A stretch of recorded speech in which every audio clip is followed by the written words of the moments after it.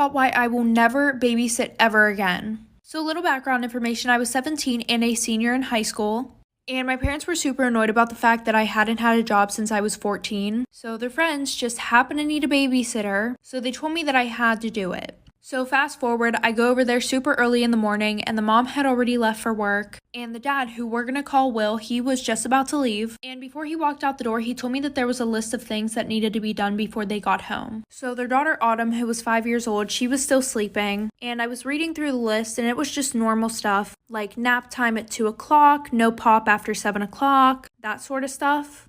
And then it had an arrow pointing towards the back. And when I flipped the page over, it said, "By the way, Autumn is scared to bathe by herself, so please get a shower with her." And I was not comfortable with that, so I called my mom and I told her about it, like for part 2.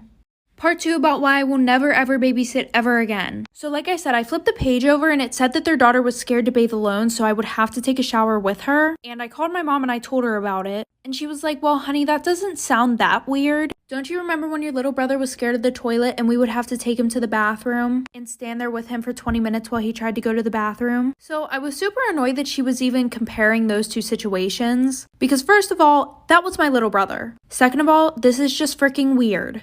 So I told her to bring my bathing suit over and then I did everything on the list. Fast forward, Autumn said that she really liked me, so her parents wanted me to come over and babysit again. So I did, and whenever I was setting up the shower that day, there was a stack of towels sitting on the toilet, and when I picked it up to move it, a camera fell out of the pile of towels as soon as I picked it up, and it was recording. I was really weirded out, but I wanted to show it to my mom. Okay, no, because this is actually kind of creepy and I feel like I should tell somebody. So about 1.5 years ago, I went to a Walmart. I can't remember what I was doing there, but I was going down this aisle and this guy comes up to me. He's like, "Hey, like, we have job openings at my company. We're opening up a new office. Do you want to join?" And I was like, "No, like, I'm good. Like, I'm good," right? Well, anyways, he was like, "No, like, take my card, you know, this could be extra income." He's like, you could have like this on the side or whatever. So to me, this is sounding like a pyramid scheme, right? Well, anyways, he's like, "Yeah, just bring your husband and you to this appointment and, you know, you could get to know more about our company." And I was like, I didn't catch the red flag that he knew I had a husband until now, which is kind of creepy. I just thought maybe I accidentally said I had a husband, which I don't usually give out a lot of information because I don't be trusting people, you know what I mean? So I had just told him that my name was Evelyn. Like, I didn't tell him my last name. I didn't tell him where I work at. Like, nothing. Fast forward to like months later, I get a notification on Facebook. Like a friend notification from this dude. And I'm like, this dude looks so familiar. Isn't that the same guy that I saw at Walmart and really wanted us to join his company? And it was so creepy. So I deleted the friend request. I was like, delete, right? I don't want to block. I just wanted to delete and kind of make it seem like it never happened. Well, anyways, a couple weeks ago, he sends another request. And I'm like, okay, this is like, something's up. This is weird because, like, I feel like you should have gotten the hint the first time. Second of all, how did you even find me on Facebook? Like, we don't even have mutual friends. It's so weird, y'all. And this was like way before I had like blown up on TikTok.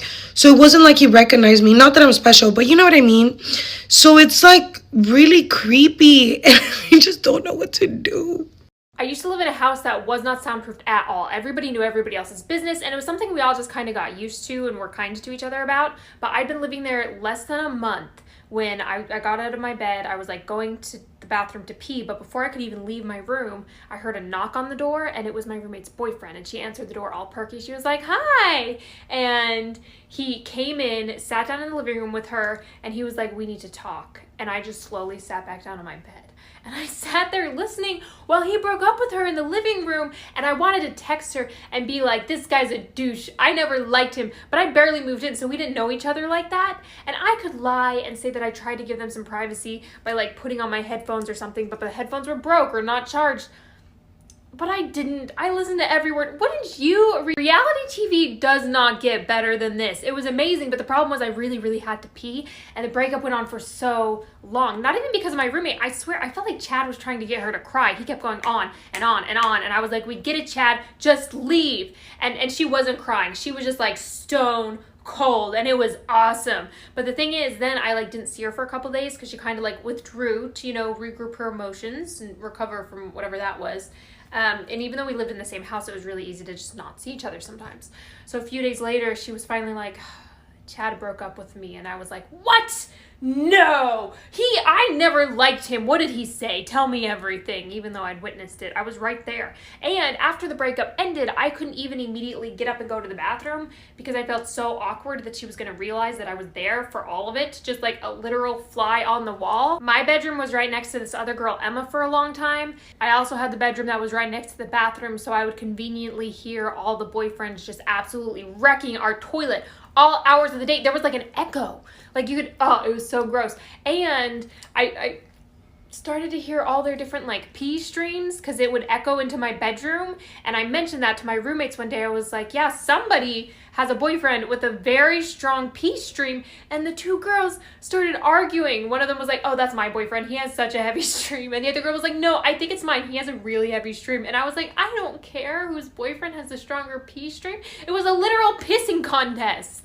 I just found out that my boyfriend of 2 years is married and has 2 kids. I'm showing myself to his family tomorrow at his church. I've been seeing this guy, Adam, 32, for 2 years. He's from another town but visits me on weekends. I never met his family, friends, or been to his town. I know that he works at the church and he takes pride in that. 3 weeks ago, I found out that he's actually married and has 2 kids. I was devastated and in a state of disbelief, but most of all, I was mad, especially after I confirmed via his wife's social media account. We're still talking and I haven't broke up with him yet. I planned and decided to show myself to his family on Sunday at his church and let them know that he used me and took advantage. I plan on ending it right there and then. I'm currently in his hometown staying at a hotel. I'm doing this tomorrow and no one knows except myself. He's still texting me lies thinking that I'm stupid or ignorant. I feel terrible, but something's pushing me to do this. Don't know if it's anger or feeling bad for his wife and kids. I'm not gonna lie. I'm worried this might backfire on me, but at this point I have nothing to lose. I just feel like I need to get my respect and dignity back after being lied to and fooled for 2 years.